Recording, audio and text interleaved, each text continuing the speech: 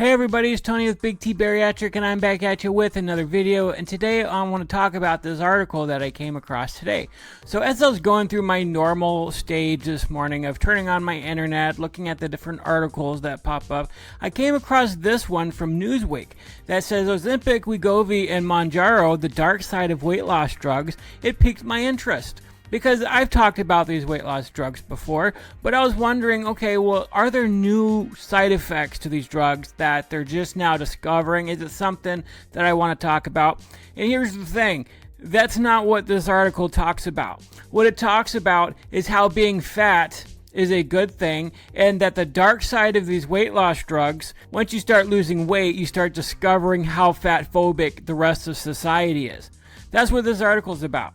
So let's get into it right away.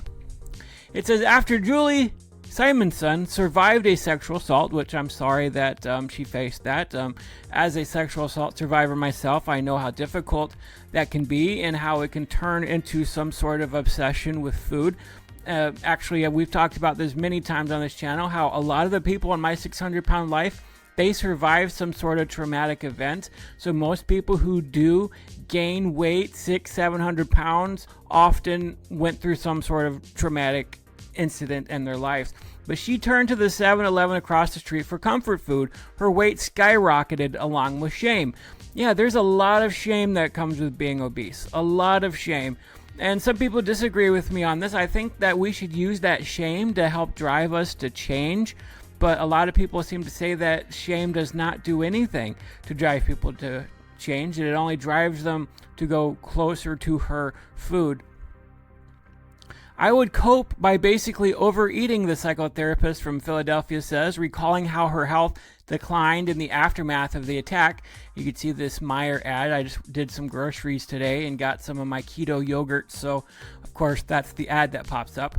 It would be so embarrassing if what popped up was a McDonald's ad or something, as if I was looking at McDonald's, but I'm not. Eventually, she turned to gastric bypass surgery and lost 160 pounds. Congratulations, you took the bull by the horns and you lost the weight. Simonson, 50, endured skin removal surgery, a tummy tuck, and an arm lift. Yeah, all those things are something that I have to look forward to here in the future once I get the rest of this weight off. Normally when you are that big, you do have 50 pounds of skin that you need to have removed. A tummy tuck, arm lifts, get all this extra skin off your body. So that's something that's coming, along with probably going to have to need both of my knees replaced, all that stuff. But the pounds slowly came back despite her best efforts to restrict calories and work with a trainer. Yeah, that's sad that a lot of people do gain the weight back after they do something like weight loss surgery. That's something I'm fighting against myself right now. My doctor wants me to go back and get the bypass surgery after I had the sleeve, and so that's something I'm talking with her about. I actually did a live stream not too long ago talking about why I'm considering it, not for the weight loss aspect, but because I'm having severe acid reflux right now, and it's causing me to wake up in the middle of the night with all kinds of acid stuck in my throat, and I'm literally like gagging and spitting up yellow stomach acid. Really, really gross. But the only real cure for that is to get the bypass, and but that's something I'll talk about more later if you guys want. But finally, in 2023, Simonson's doctor put her on Mounjaro, one of the new class of highly touted diabetes and weight loss drugs. Now let me point out that they're not weight loss drugs. They are diabetes drugs, and a lot of people are going off script with them and using them for weight loss when they're not designed to be weight loss drugs. And so there's a lot of diabetes patients out there who are struggling to find their medication because too many people are taking it for weight loss.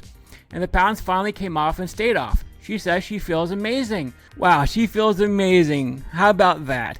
She loses her weight, the rest of the weight, and it came off, and she feels amazing, which is why we want to lose weight to begin with, because we're sick of the shame, we're sick of not feeling good, we're sick of being sick and tired all the time and having low energy.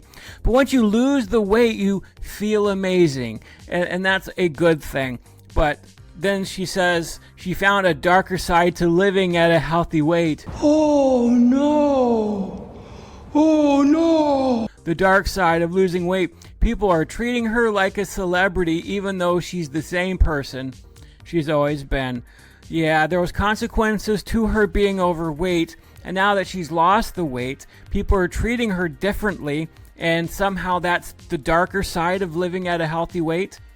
Now, I wouldn't say people are treating her like a celebrity unless she is a celebrity of some kind, which I don't know her. People are just treating her differently. They're just treating her differently.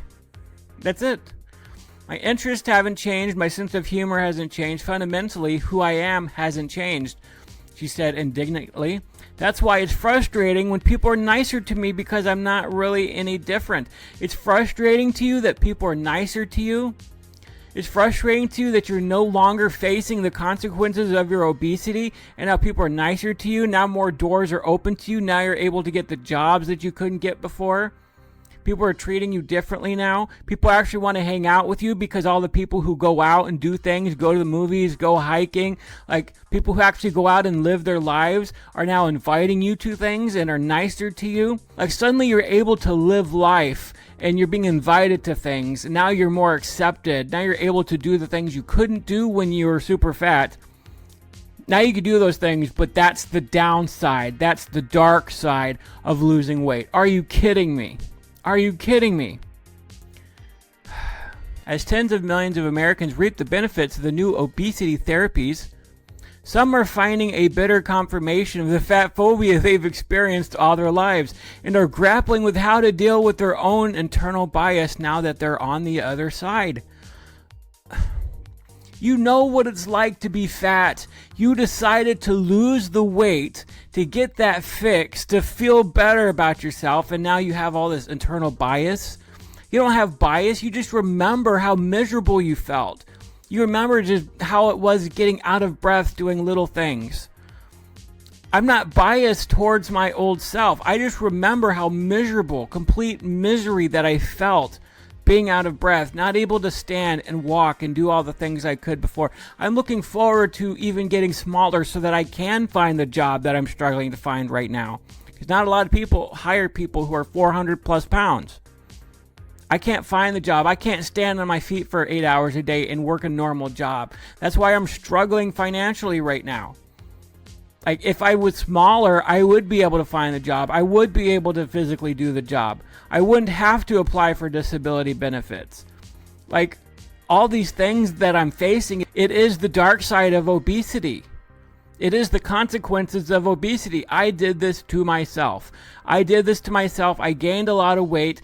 And yeah, it was the result of trauma. But now I'm on the other side of that. I'm trying to fix that. And that's what a lot of these people are doing when they get the weight loss surgery, when they use the weight loss drugs, trying to fix their lives. Then they start to see that life is so much better on the other side of that. And suddenly now they're talking about how it's the dark side and that they're dealing with their own internal bias and that they've been on the other side of fat phobia their entire lives because life is so much better now that they've lost the weight. It's yet another aspect of a new health and weight revolution powered by a class of drugs called GLP-1 agonists, which include Ozempic and Wegovy, that are reshaping American society. As many Americans lose weight to improve their health, their old bodies and memories of past mistreatment continue to cast a shadow over them. Yeah, you faced all kinds of consequences for your size. You weren't mistreated. You just didn't want to live in society. You pulled yourself away from society, choosing your diet, choosing your food addiction, choosing to gain the weight. And then as you began to fall away from society, unable to do the things you could before, becoming increasingly lazy, realizing how much more in pain you were because you were bigger. But yeah, it's really a bad thing now that you're skinny, now that you've lost the weight, right? They're learning all over in a new way how awful neighbors and coworkers and strangers can be. You know, the people who probably encouraged you to lose weight, saw you struggling in your life, saw you having a hard time with it, people who encouraged you to get on the right track, yeah, they were acting horrible to you, for sure. People start to see that people are treating them differently than they were before, which can make people feel distressed and upset because they are the same person. You are half the person you were before. This person that they're talking about lost 160 pounds from weight loss surgery alone. That's a full adult male, 160 pounds. She lost an entire person. She is not the same person she was before. She was not. She was a completely new person. Yeah, her personality might have been the same and all that stuff, but after losing almost 250 pounds myself, like, I'm the same person. I still have a good sense of humor, and I like to do things. But guess what? I'm changing my life little by little. I went out and got a degree, something that I couldn't do at my heaviest. I'm now involved in my church, becoming a pastoral intern, things that I've known that I've wanted to do for a very long time. I couldn't actually accomplish those things until I got my weight off. Like, that's not anybody else's fault. That's my fault. I did that to myself. And now I'm trying to almost overdo it because I am trying to live life to the extreme right now. I was taking 18 credits and working a full-time job and the pastoral intern thing. Like, I was overdoing it and running a YouTube channel and trying to keep up with content. Like, all the things I couldn't do before, I'm trying to do now. I'm trying to get set up in my life. And I'm trying to meet somebody, something that I would have never imagined I'd be ready to do in my whole life. Like, I'd love to meet somebody. Things I want to do, like getting married. Like, I knew at 700 pounds I wasn't going to meet somebody and get married and have kids and do all that I wanted to do. Like my whole life, I imprisoned myself in my fat. And now that I'm trying to get out of that and I'm digging out of that pound by pound, like, my whole life is changing before my eyes. So you see what you did to yourself at your heaviest and how you've changed, how you've improved, and other people are noticing that too. Now they want to hang out with you because you actually want to do stuff you couldn't do before. And they're seeing that as a dark side. They're seeing that as a bad thing, and it's just absolutely ridiculous. The new behavior patients experienced after rapid serious weight loss illuminates the bias they suffered before treatment.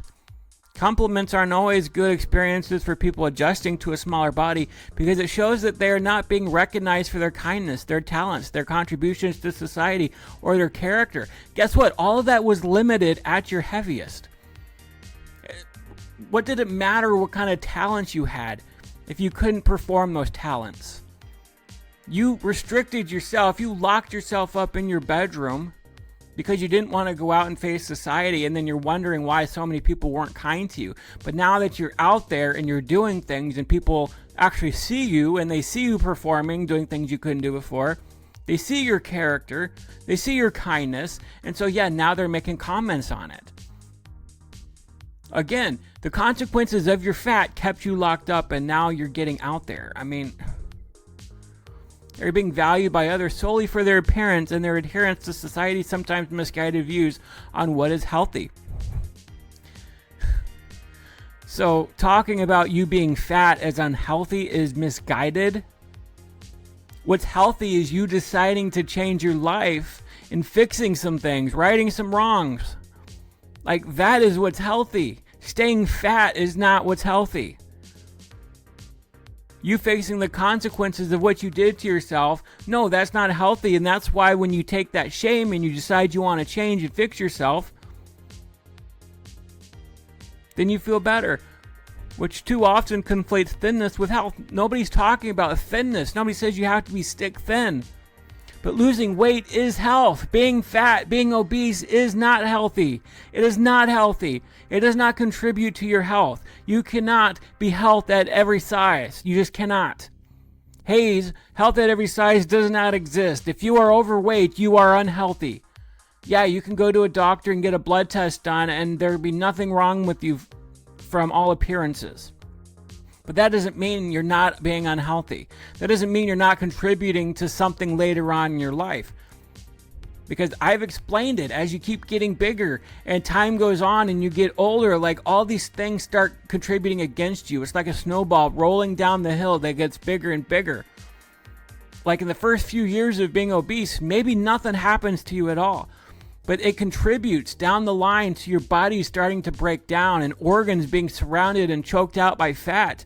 Then it contributes to higher increases of diabetes and blood pressure and stroke and things like that, like sleep apnea. Then you start getting a sleep debt because you just haven't slept right for a very long time. Then your knees start breaking down and your back starts breaking down, and like it contributes over time. So just because your doctor says, oh, you're overweight, but there's nothing wrong with you, that doesn't mean it's not contributing to a bigger problem later on in your life. Obesity is not healthy. It's not healthy. There's nothing healthy about obesity whatsoever. Lori Barnes, a court reporter from Charleston, South Carolina, recalls the particularly painful experience of a gang of boys taunting her, mooing like cows as she walked to her car from the grocery store. Well, that wasn't a nice thing to do. It wasn't nice. I'm not going to defend the boys for doing that, but that's part of the consequences I faced my entire life, being made fun of for my fat. And that is part of what drove me to want to change. That just made me feel awful. Like, yeah, that's going to make anybody feel awful. Since losing weight, she said she feels like a hypocrite for her thoughts. You're not a hypocrite. You're not a hypocrite because you decided to fix things. When I was over 300 pounds, I had a lot of empathy for people who are heavy because I understood as I was there. I know it's a terrible thing to say, but now when I see somebody who's heavy like this, I think, why aren't you going to the doctor and getting help because you don't have to be like this? That is not hypocrisy. Yeah, you understood what it's like to be that size, but you also did something about it. You fixed it. You changed it. And so you want to see somebody else who's going through that same shame, that same person who felt awful because someone was making fun of you. You know they're going through that same thing, and so you want them to get help too. You want them to take the same steps that you did to get the help, to get the weight off, so that they don't have to go through that shame any longer, so they don't have to go through the health issues you went through. That's why I started this channel, to chronicle my own weight loss journey, but also to start encouraging people and saying, hey, you can lose the weight. Because I went through so many decades of my life, just, I can't get this weight off, I don't know what to do. And then eventually getting it off and proving myself wrong. And now there's so many people who watch my channel and are encouraged by my journey. Like, you can do something about it. You can go to the doctor and take the right steps. You can get this medication. You can get weight loss surgery. You can meet with a dietitian. You can meet with a psychologist and figure out the psychology of it, of why you have a food addiction. You can do all of those things. Sitting on your couch and eating bonbons and chips all day long isn't going to fix the issue. Telling people that they have no choice behind being fat is a lie. It's a complete lie. You can do something about it. You can fix it. You can change it. You can get help. Anyways, guys, let me know what you think down below. I really appreciate it. Take care. I love you. We'll see you the next time. God bless you.